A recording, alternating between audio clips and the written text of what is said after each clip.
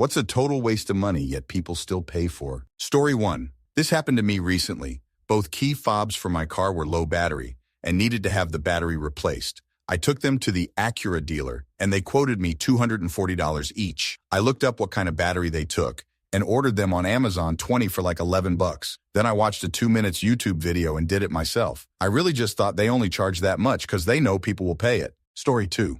Affordable designer clothing. High-end designers have found out that poor folk love brands even more than the rich, so they've created affordable designer lines. The poor people ate this up. They're paying to have a designer logo on their clothes, but not for better quality clothing or even better designed clothing.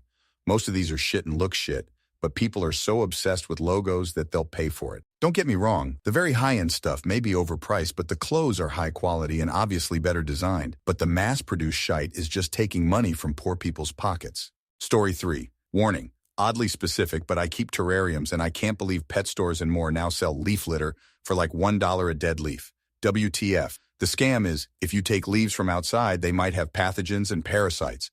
We have sterilized them with special means to make it safe. Except often than not, they are in fact not sterilized at all. And it's super easy to do it yourself with the free dead leaves you find outside. What a scam. Same goes for rocks, branches. A bit of research and elbow grease and you don't need to spend all your money on natural decor.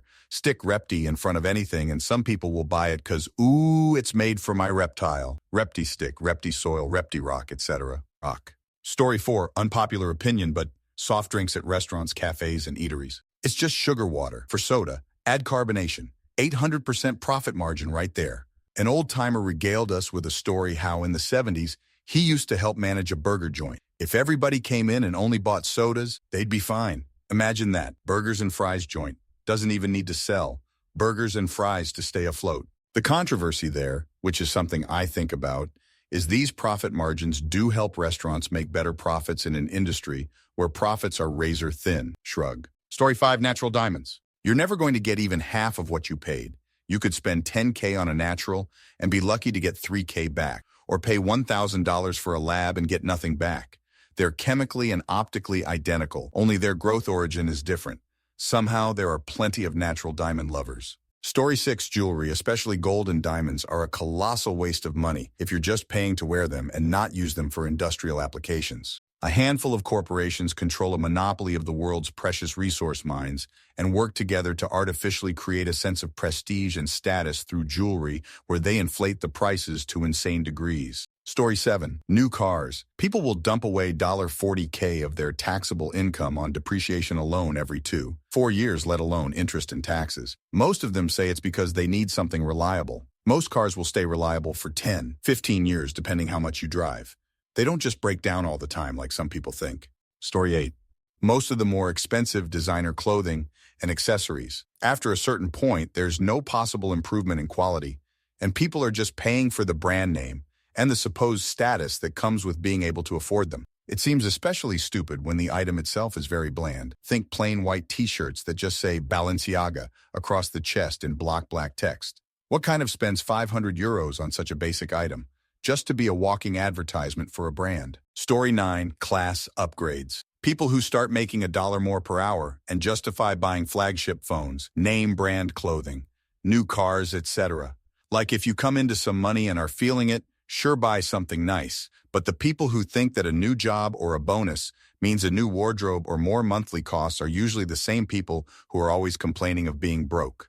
I have a buddy who constantly complains of not being able to afford some things. When he got promoted to store manager, he picked up Netflix and Disney Plus, started playing and paying a monthly sub for FFX Ivor, traded in his car that he was a year off paying off for a slightly newer model, bought a new iPhone and the AirPods, and started eating out 3-4 times a week, but bemoaned that he couldn't go on a group vacation because money was really tight, and could someone cover for him? Story 10. Lottery. I had a guy come into my store a few nights ago. He's a regular. He does his usual of buying 3 or 4 $20 tickets. He wins $20, buys 2 more. This cycle repeats a few more times until he wins $100, gets 5 more, wins $40. At this point, I'm just like, man, cut your loss. You're down some $50, keeps playing, spends $100, wins $200 and $100 back to back. I'm thinking he's out. He's up at least $200. That's a decent chunk of change to just get. Addicts being addicts, he spends another $300 over 10 minutes, all in all winning $20 altogether before leaving. And that's probably only because we closed. I sold him probably $20 tickets. Story 11. Classic 1. Lottery tickets. I read that you're more likely to die in a car crash on your way to buy a lottery ticket than actually winning the lottery. Edit. Putting some hard numbers on what I mean.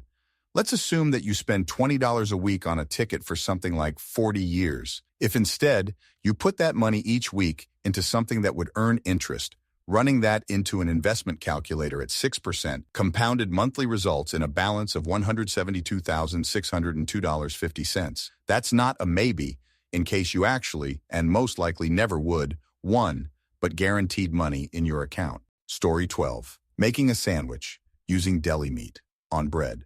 If you find it too inconvenient to purchase comparable ingredients, which are probably much less processed and thus healthier, and prepare a sandwich for yourself, then you aren't truly appreciating the effort your ancestors invested in bringing you to this point. Story 13. Vitamins. Unless you're deficient in something, you're just peeing it all out. A cheap multivitamin seems okay, no harm, no foul. However, a lot of vitamins are being sold individually for around 15 pounds at places like Holland and Barrett, and most of the consumers don't even need them. Pardon my language, but you're literally pissing your money away.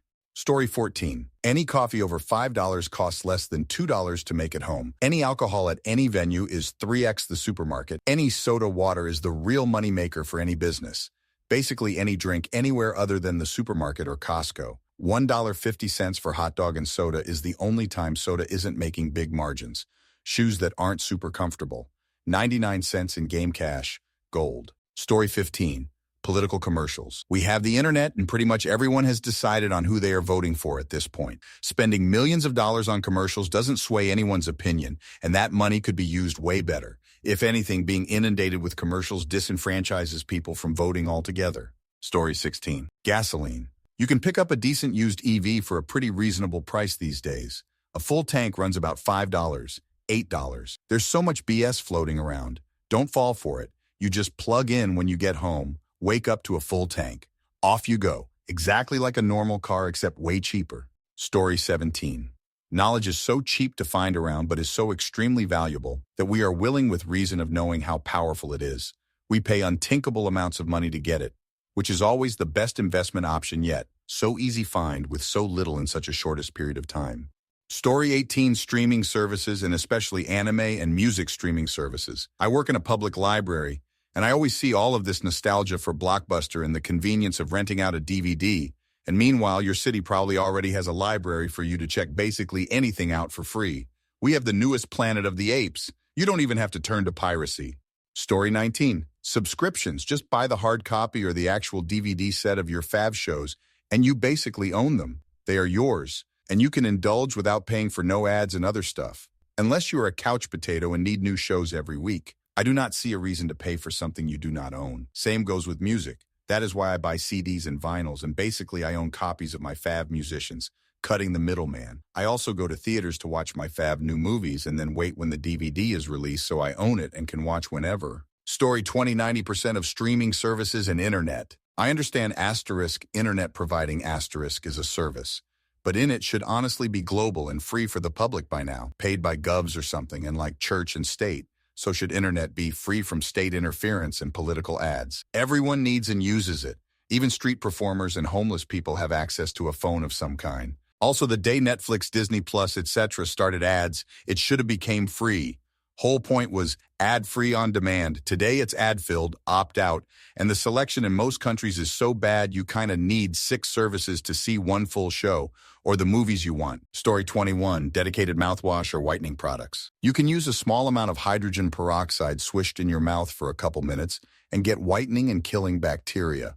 Don't swallow it, of course, but the whitening products all contain peroxide. Why spend more than $2 a bottle when hydrogen peroxide is inexpensive and works great at the task mouthwash is for, and it whitens your teeth better than the gels or strips? As long as your toothpaste has fluoride in it to help remineralize your teeth, it's low risk to try for a month or two and see your teeth turn whiter than they have been since high school.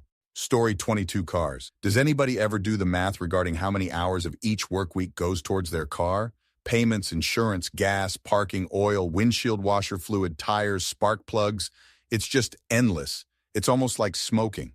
It has to be fed, but you're always back where you started, needing to spend more. To me, owning a car seems like the surest path to depression. Edited to elaborate my original one-word reply. Story 23. Having food delivered, unless it's for a party or special occasion, or you are sick, I don't get people paying outrageous prices for Uber Eats delivery. People are ordering completely regular food, like McDonald's, and paying 50% markup on it. Get out of the house, go for a nice drive, and get it yourself. Story 24. Cable television. So many free apps out there that you don't need to pay $60 or more a month for TV. From Pluto to Tubi to YouTube, there are so many choices to fulfill all of your TV entertainment needs. The only things that might be limited are sporting events, but many of these free apps are adding more and more sports to their lineup that eventually you'll have a complete package in one. It's almost like we're going full circle back to a time when TV was free to everyone. Story 25. I was quoted $4,800 to replace my entire front differential at a dealer after a diagnostics fee. Turns out after talking to an honest mechanic that it wasn't that. Bought a new intermediate axle on Amazon for $90 and he installed for $200. Truck is like brand new. Considered reporting them. How many times that works with unsuspecting people, though? Story 26. Collision insurance for their paid-off cars. Just contribute money to a savings account each month and be your own insurance company. My GF has collision insurance. She got in a wreck the other day. Her fault. She paid a $1,000 deductible and insurance company paid $3,000. Guess what? They're raising her insurance by $800/year for the next 3 years, so she basically has to pay them back the $3,000 anyway. WTF is even the point? Story 27. Higher categories of airplanes tickets, business or first class. Though to be fair, it's what I feel. I never paid it. Super overpriced for a larger seat and some better meal stuff. That cost them nothing. Even if you want to be rested, just add one more day on location. Hotel and meals on the ground will be much cheaper than on the plane. It makes sense only for companies and super rich people, I guess, but not rich enough for private jet travel. Story 28. Apparently, you have to pay TikTok money to get past what a lot of people call 200 view jail. Basically, videos will just stop being shown in the algorithm once it reaches that 200 view count. People have to pay a fee if they want to get their view count higher. Story 29. Video game skins. Now, I'll 100% admit I've bought certain skins in games for characters I really enjoy, but some people raid the shop every time it changes. And if you have the money to do so, that's fine, but most people don't. Call of Duty right now is a great example. MW3 is coming to an end, and none of the skins from MW3 are moving to BO6, yet content creators are still peddling that stuff like crazy. Story 30. Cosmetic plastic surgery. Do I look younger? No, you look like a 60-year-old who had cosmetic surgery. It's bizarre people preach tolerance and beauty is in the eye of the beholder, yet can't give themselves enough grace to just accept their imperfections. Note, before anyone says, what about burn acid victims? That's reasonable. I'm focused on Michael, who doesn't like his rook nose, and Veronica, who feel her cheeks need to have fat removed. Story 31. Food delivery. For decades in the modern technological age, we were fine eating out or ordering food for takeout. If you needed something delivered, you'd call a pizza place or select Chinese food restaurants. Now people can't live without delivery. Your $10 McDonald's order is now going to cost you $25 so you can save 15 minutes. Story 32. New phones. Got mine because it was free with my plan. At the time, free talk and text Matt and wide for $25. Recently upgraded for same price, plus US-Canada text and 60 GB of data. 8 years old and still running fine. I will say, though, my sibling paid $1,000 for theirs because it has an insane camera. I think 100x zoom can zoom into the moon till it's full screen with damn good detail. Story 33. Where I live, mosquitoes could be bad if the city didn't spray. Pest control company tried to sell me a paid service to do this. Or I can get it by calling my parish, live in Louisiana mosquito board, and get my yard fogged for free. I generally don't need it because the periodic spraying by trucks and plane is usually enough. Great city service. Libraries are good too. The streets are not so good. Story 34. Keurigs and K-Cups. I'm not a complete coffee snob, but it produces some of the most watery cups of coffee I've ever had the displeasure of drinking in my life. Unless one owns a Keurig for their employees or customers in a commercial space, it is such a huge waste of money and plastic use. Convenient and easy cleanup, sure, but expensive, wasteful, and gross. Story 35. Some years ago, I lost one of the lug nuts for my car's wheel. I tried calling the manufacturer who tried to tell me that I had to buy a whole new set for something like $75. Horrified, I called a local parts shop and they said they had a whole box I could go through for 75 cents. I bought two, so I'd have a spare and even offered to tip the guy at the parts shop. Story 36. Besides the obvious, alcohol, cigarettes, I'd say streaming services. I don't care it's illegal, but I'm not paying obscene amounts of money to watch shows I can watch for free. These companies already made enough money before and are gouging prices in a supposedly competitive market. Of course this applies to me because I'm a minimum wage worker and every amount of money counts. Story 37. Buying bottled water is like paying for air. It's just water. But here we are, dropping cash on fancy labels while our tap is over here giving us hydration at zero cost. At this point, I half expect to see a limited edition tap water that costs more than my lunch. Next theme. What's most ridiculous thing you believed as a child? Story 1. We used to live on an island that's connected to another island via a suspension bridge. Sometimes the fog in the channel between the two islands would become so thick that the suspension bridge would be lost in it. And when I asked where the bridge went, my father used to tell me that they rolled the bridge in because it was too foggy for people to use it. I believed that for years. Story 2. When I was about 4, my older sister told me that since the population of Japan was so high, Japanese people slept sideways on their beds so they could fit more people on every bed. I believed it until I went to a sleepover at 13 and suggested that we sleep Japanese style on the bed so everyone could fit. Story 3. Once, when 5-Yo-Me asked my mom how she had known what I was doing when she had her back to me, she said, "I have eyes in the back of my head." I believed her. Didn't even occur to me that she was joking, or that she had deduced my activity based on the noise I was making. For months after that, I was very careful not to touch the back of her head when I hugged her, because I didn't want to accidentally poke her in her other eyes. Story 4. When I was pretty young, probably about 5 years old, I met the Black Power Ranger and got a picture of him signed. In the picture, you could see that he was missing his middle finger, and my mom told me it was because he had flipped his mom off, so she cut it off. I believed it until I was about 20 years old, when my mom told me she had lied about it and didn't actually know what happened. Growing up, I told so many people this guy's mom cut his finger off. Story 5. That I loved eating pickled whale. The yellow pickled radish and sushi rolls. I told my dad I really liked it, and he told me it was pickled whale. I got sushi with friends years later and was like, ooh, they got the rolls with the pickled whale, my favorite, and finally realized my dad was pulling my leg all those years ago. Story 6. I was about 4 or 5 and my grandfather told me that he had his thumb replaced with a big toe.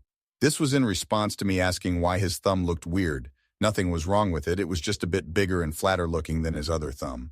That stuck with me, and many years later, probably into my late 20s, early 30s, a bunch of family was sitting around and I said something like, just like how Grandpa has a toe for a thumb, and everyone just stopped and looked at me like I was insane. Story 7. I used to believe that before the year 2000, everything was black and white, like there was no color at all in the world, even that the sky had mo color. Then all of a sudden, when the year turned to 2000, the sky suddenly turned blue and the world was colorful. Story 8. My friends told me that anything made out of metal that was painted metallic blue would shrink if you put it out in the sun, and I had a blue bike, and I was careful not to put it out in the sun. I would only ride it when it was cloudy, I think. This is so weird because why didn't go and take something like a toy car that was blue metal and put it out in the sun and watch it shrink? That would have been so cool. Story 9. I believed as a child was that if I swallowed a watermelon seed, a watermelon would grow in my stomach. I was convinced I had to be super careful around those seeds. It took a long time for me to realize that it wasn't going to turn me into a fruit garden. Story 10. You know when you get on the freeway and it will have cities listed on the on-ramp signs indicating that you can get to there from that freeway, and some of them are several hundred miles away? Yeah, I thought that you got on the freeway and couldn't get off until you got to those cities. Story 11. When I was 8, I watched an episode of Nova that described what would happen in a couple billion years when the sun swelled up. I spent years with the background anxiety that the planet would heat up and become unlivable in my lifetime. How silly I was, right? Story 12. When I was really little, I believed that all parents had an infinite amount of money and got mad when my parents wouldn't take us out to eat or something because it costs money, thinking that didn't matter because they were parents and had money. That was probably when I was like 4 years old or something. But I remember thinking that at one point, Story 13, that the secrets of the entire universe are on the roof of the Kaaba. Hence, no one is allowed to look up top. There was a guy who looked up and went mad because he knew everything. Everyone around him started kissing his hand to gain blessings. After that, people were not allowed to go inside the Kaaba and just be outside. Only special people were allowed to go inside. Story shared by one of my parents, and I never bothered to double check it. It was my one thing that I chose to believe in spite of denouncing the concept of religion 13 years ago. It was maybe 3 years ago when I checked and I was already fighting meth addiction and was in recovery then. Shit hit the roof. Probably pun intended, probably not. Story 14. Not me, but my brother. We were poor and my mother had a social worker friend who got us free tickets to a circus. We rarely did anything, so this was amazing for us. Little did we know it was a bus full of severely mentally disabled people, from kids to adults. Some making sounds that to my also childlike mind, I was probably 8 or 9, was terrifying. Well, my younger brother, 3 years younger, got sneezed on from behind and the back of his head was soaking wet. He thought that he was now infected, and that's how you can also become mentally disabled. All in all, a nightmare of our childhood. Story 15. It's one amazing, wonderful, great world, and happiness is waiting for me next door, waiting for me to walk the steps in life, reaching the door to open it. Bees. Life is fire burnt part with spikes in it, which forces one to either suck the joy out of the world and people to be joyous, or question your existence suffering for the deeds of happy, ignorant, materialistic people. Story 16.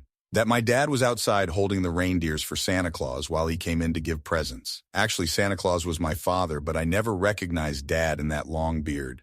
When Santa Claus left and my dad came back in, he even showed some small cut in his hand and said that reindeer had bit him. I totally believed him. Story 17. Not me, but my stepson is 4, and one day he was asking a whole lot of questions like, how does this work, or why are your eyes blue?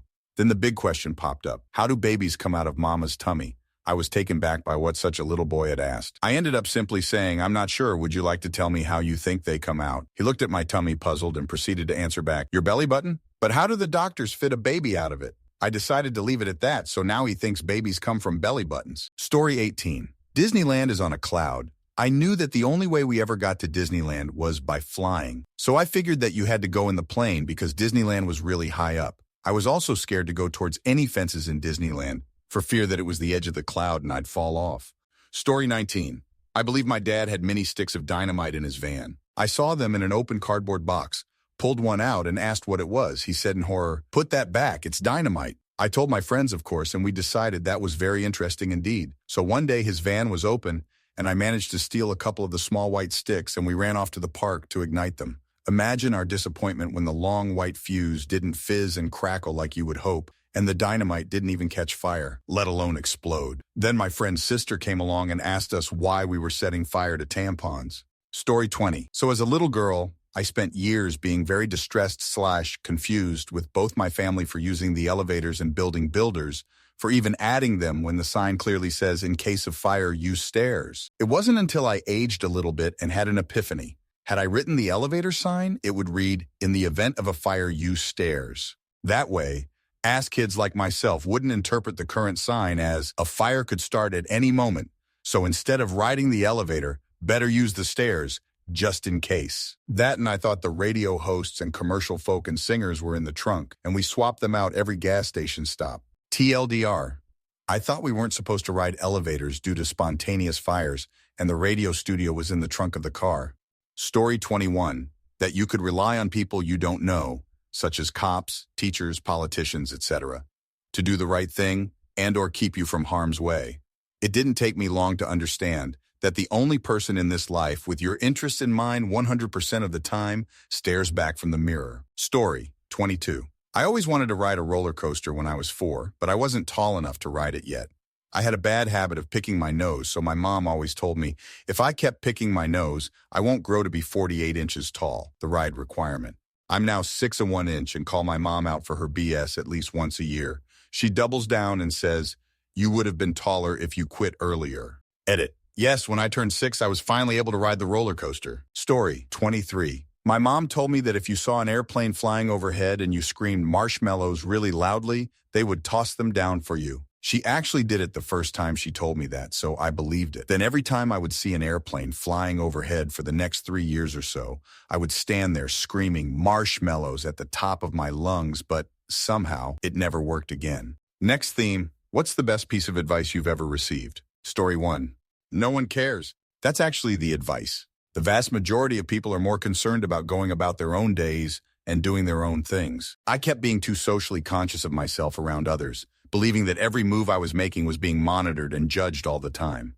But the reality was that, just like me, everyone around me is just focused on themselves and what they were doing and not at all others. And if anyone did anything out of the ordinary or embarrassing, we all forgot about it the next day. So once I realized this, my social anxiety essentially disappeared after a month, and I was far more comfortable in my own skin. Story 2.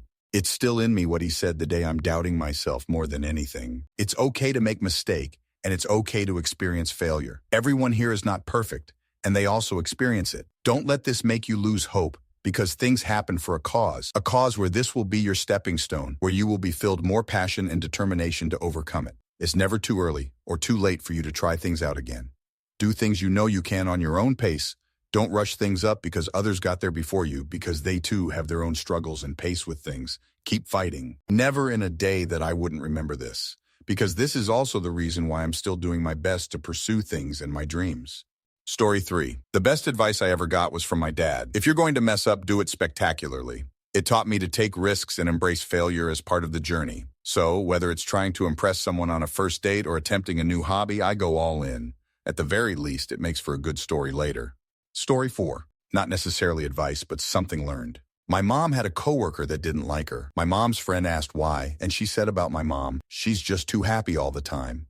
Then, last year, I worked at a coffee shop in a large building, and my female coworkers had a clique, which didn't interest me at all. So they took that opportunity to make me the scapegoat. I had a few good friends in the building and even began dating a guy who worked upstairs from me. I was flattered that these girls put so much time into talking about me and trying to get me to notice that I was being left out when I was actually just leaving myself out. Apparently, my clique of only me was more powerful. What I've learned: there are people who are going to dislike you for all different reasons, sometimes even a flattering reason. As long as you have your people you feel close to and understood by, it feels so good to not care about being liked or disliked by someone you don't appear to have anything in common with anyway. Story 5. No one is coming to save you, and it's on you to make a difference. You'll never see someone doing better than you, financially, mentally, socially, physically, talking down on you. If they do, they're trying to feel better about themselves. An act of kindness goes a long way and comes back to you in ways you never imagined. If you're lending a friend money, don't. If you're giving it, don't expect it back. If you can't part way with this money, just say no. Always take people for what they are, not who they will be.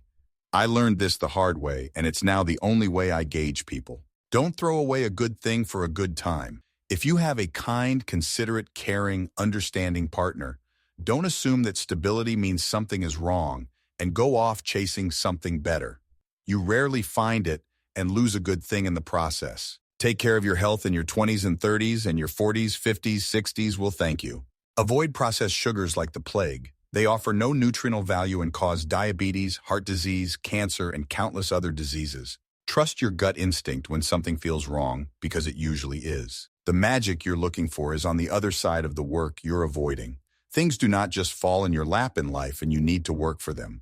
Whether it is academics, business, health, relationships, personal development, nothing changes until nothing changes. Always control your emotions, because it takes a single impulsive act to completely destroy your life. Don't drink and drive. It rarely ends well, and catastrophes usually ruin yours or someone else's life. Story 6. The best advice I've ever received is focus on progress, not perfection. It reminds me that growth is a journey, and small, consistent steps lead to significant improvements over time. Instead of being overwhelmed by flaws or setbacks, embracing imperfections and learning from them helps build resilience and keeps motivation strong. Story 7. In Amy Poehler's memoir, she writes about parenting, and one of her main messages is good for you, not for me. Whether it's breastfeeding, baby carrying, or work advice, the same thing isn't going to work for everyone. Maybe an MBA and 60-hour work weeks make some people feel fulfilled and accomplished. Good for them. I'd have a breakdown in under a month. I don't value the same things, so I don't want the same rewards. You can celebrate someone else's accomplishments without aspiring to them. Story 8. Don't ever let yourself be surprised, and if you are, don't show it. Gus, Director of Human Resources, Comcast. This little nugget came when I asked him if he had any advice for a new supervisor after finally getting that promotion I'd been grinding for as a field tech for over 5 years. Managing a team of hardened field techs is all about support and delegation, taking care of them, making sure they have what they need, and having the answers or finding someone that does. Always anticipating unlikely scenarios saved the day on more than one occasion. I was grateful for his succinct wisdom. Asterisk. I broke this concept by being the first supervisor in Comcast Nashville history to quit 4 years later with a 7-page letter of resignation that called out the severely broken chain of support that eventually came after going public and becoming beholden to investors versus our customer base. My job went from being support for my team to professional spin doctor for all of the bullshit Comcast started cutting away to fatten up the bottom line. Cutting pay increase percentages regardless of review ratings, 401k matches, outsourcing our dispatch and call centers, lowering stock purchase matches, and on and on. It was pretty intense. I was horribly depressed until one day I got pissed. Somehow my letter of resignation got leaked to other supervisors and several high-level techs upon my departure. Oops. The resulting backlash from the technical operations employees was severe enough that Brian Roberts himself flew to Nashville to address the concerns. The word union was verboten around there, and after I left it was getting used. A lot. I still see texts I know that talk about how big a fire I set before I left. Needless to say, Gus was surprised. Story 9. Open your mouth before you get on. The squeaky wheel gets the oil. Don't look back. You're not going that way. No one makes a name for themselves being quiet. When faced with a problem or something that upsets you, try thinking this. Is this going to matter to me in 5 minutes, 5 hours, 5 days, 5 weeks, 5 months, 5 years? Chances are you'll say no, and you can let it go. Don't worry what others are doing, Myobi. Whatever you put out in the world comes back 10 times more on you. Story 10. Not necessarily advice, but something learned. My mom had a coworker that didn't like her. My mom's friend asked why, and she said about my mom, she's just too happy all the time. Then last year, I worked at a coffee shop in a large building, and my female coworkers had a clique which didn't interest me at all, so they took that opportunity to make me the scapegoat. I had a few good friends in the building and even began dating a guy who worked upstairs from me. I was flattered that these girls put so much time into talking about me and trying to get me to notice that I was being left out when I was actually just leaving myself out. Apparently, my clique of only me was more powerful. What I've learned, there are people who are going to dislike you for all different reasons, sometimes even a flattering reason. As long as you have your people you feel close to and understood by, it feels so good to not care about being liked or disliked by someone you don't appear to have anything in common with anyway. Story 11. Focus on what you can control and let go of the rest. It's so easy to stress over things that are out of our hands, right? But when you redirect that energy toward what you can change, like your reactions and mindset, it really makes a difference. It's like a breath of fresh air. Story 12. People are crazy. My sister told me that once she technically stole it from a beautiful song, but it just sort of stuck with me all these years later. And I think about it every time I see some weird shit or think the world's gone down the deep end of the toilet.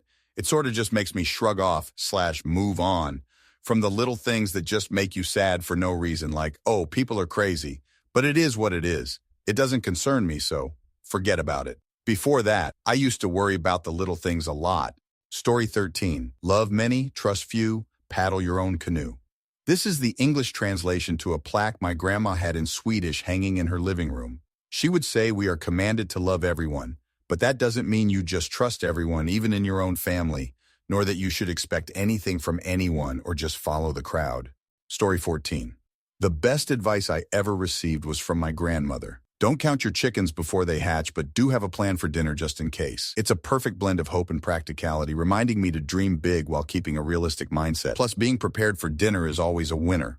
Story 15. Someone once told me to always keep a yes jar in my life.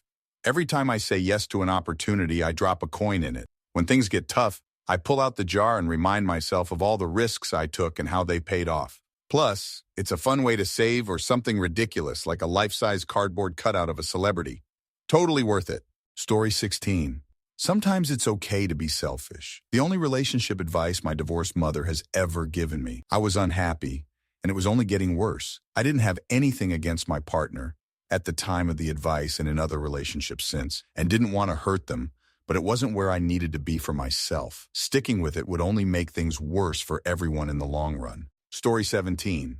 As someone who is risk-averse, I was informed by someone who was a self-starter and very successful that you would be amazed what you can recover from. He said you're so worried about risk and something going wrong that you prevent anything more than incremental gains. But if you take some educated risks, you can often correct along the way if it starts going wrong, and you can usually recover to somewhere safe if that fails. Maybe not where you used to be, but somewhere good enough to try something new from. I whittled that down to trust in your own ability to find your feet. Story 18. You won't miss your water until your well runs dry. Don't take the good things in life for granted. Tomorrow is promised to no one.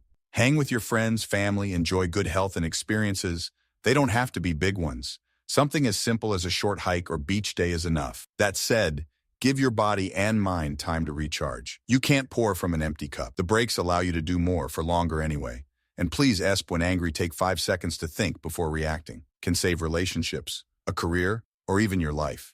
Story 19. I was tripping hard on shrooms as a teenager and went to the pizza shop to get a late-night slice and some wings. And as I was sitting down laughing my ass off with some friends, I overheard a jolly drunk guy walk in and ask for some custom order. And he was polite and funny while interacting with the staff. And as he began to wait, he turned to his friend and said, "Talk to them right, and you get what you want." That indirect advice has stuck with me and greatly has been beneficial. I always remember that and try to be as diplomatic as I can in most situations. And because of that, I've avoided and prevented lots of drama and BS. I've learned to be a really good negotiator and chose my words more carefully since then. I haven't always followed that advice, but I find things work better when I do.